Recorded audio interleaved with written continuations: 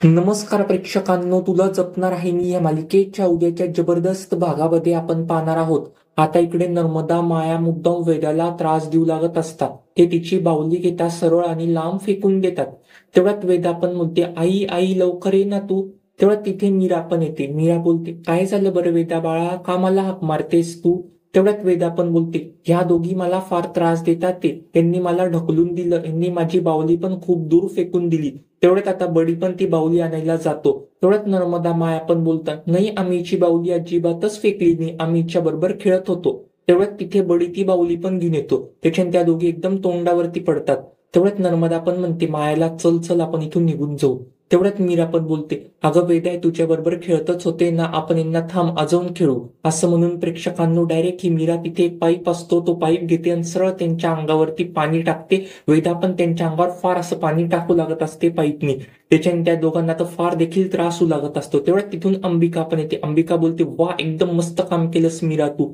आता तेवढ्यात मीरा म्हणते वेदाला, थांब बरं तू 2 मिनिटं वेदा, मी 2 मिनिटात येते हा. असं म्हणून मीरा पण असं एक काळप फासते त्यांच्या तोंडावरती, माती घेऊन येते ती सगळी त्यांच्या तोंडावरती फासते. त्याच्याने त्या दोघांना तर फार देखील त्रास होऊ लागत असतो. आता मात्र इकडे सीन चेंज होतो. आता इकडे रक्षाबंधनची सगळ्या ठिकाणी तयारी चालू असते. आता अथर्वला पण अनन्या राखी बांधत असते. आता अथर्व अनन्याला गिफ्ट देतो, त्याचं क्रेडिट कार्ड तो तिला गिफ्ट मध्ये देऊन देतो. तो म्हणतो, तुला जी काही खरेदी करायची असेल तू ती खरेदी कर. तेवढ्यात तिथून माया पण बोलते. माया म्हणते, पण आता वेदा कोणाला राखी बांधणार आहे बरं? तेवढ्यात तिथून अथर्व पण बोलतो, वेदा मीराला राखी बांधेल.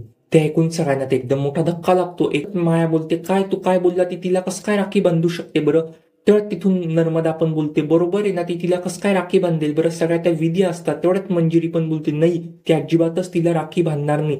तेवढ्यात तिथून मीरा पण बोलते, बरं ठीक आहे, ती जर मला राखी बांधणार नसेल ना, मला चालेल, ती बडीला राखी बांधेल. आपली वेदा आहे ना, बडीला राखी बांधेल. वेदा चल बरं आपण बडीला राखी बांधू. वेदाला पण फार तसा आनंद झालेला असतो. पण तेवढ्यात नर्मदा पण म्हणते, नाही ती अजिबातच बडीला राखी बांधणार नाही. मंजिरी पण बोलते, बरोबर आहे ना, ती बडीला कसं काय राखी बांधेल बरं, तिला अजिबातच बडीला राखी बांधायची गरज नाही. आपली वेदा कशालाही एक राखी बांधणार नाही. या विधी असत्या, विधींचं कसं काय चालणार आहे बरं? बडी एक कुत्रा आहे, ती कुत्र्याला कसं काय राखी बांधणार आहे बरं? तेवढ्यात अथर्व पण बोलतो, बडी आपल्या घरातला एक सदस्य आहे आणि मीरा पण आपल्या घरातील सदस्य आहे, कोणाला पण काही एक राखी बांधू शकतात.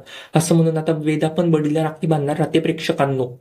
त्याच्याने वेदाला पण फार असा आनंद झालेला राहतो. आता मंजिरी माया परत तोंडावरती पडलेले राहतात. मंजिरी मायाला तर फार त्याचा संताप झालेला राहतो. आता मंजिरी माया पुढे काय करेल हे पाहणं फारच रंजक ठरणार आहे, कारण की आता मंजिरी माया पुढे काय काय कट कारस्थान करेल आणि ती मीरा कशी उधळून लावेल हे पाहणं फार इंटरेस्टिंग असणार आहे. कारण की आता त्यांचा दरवेळेस जे काही प्लॅनिंग करत असतात, त्यांचे जे काही कट कारस्थानं करत असतात, दरवेळेस ते त्यांचे प्लॅनिंग मीरा आता उधळून लावणार आहे प्रेक्षकांनो. आता अंबिका पण असं एक काही करणार आहे, त्याच्याने त्यांची तर डायरेक्ट हकलपट्टी होणार आहे. आता लवकरात लवकर मंजिरीचा जो असली चेहरा आहे ना, तो सगळ्या घरच्यांच्या समोर येणार आहे, कारण की मंजिरी फार असे कट कारस्थानं करू लागत असते. आता मंजिरी पण राखी बांधल्या जाते. तेवढ्यात मंजिरीचा फार त्याचा हात असा थरथरायला लागत असतो. ते एक वेळ अंबिका पाहते, अंबिकाला पण एक वेळ असा धक्का लागतो.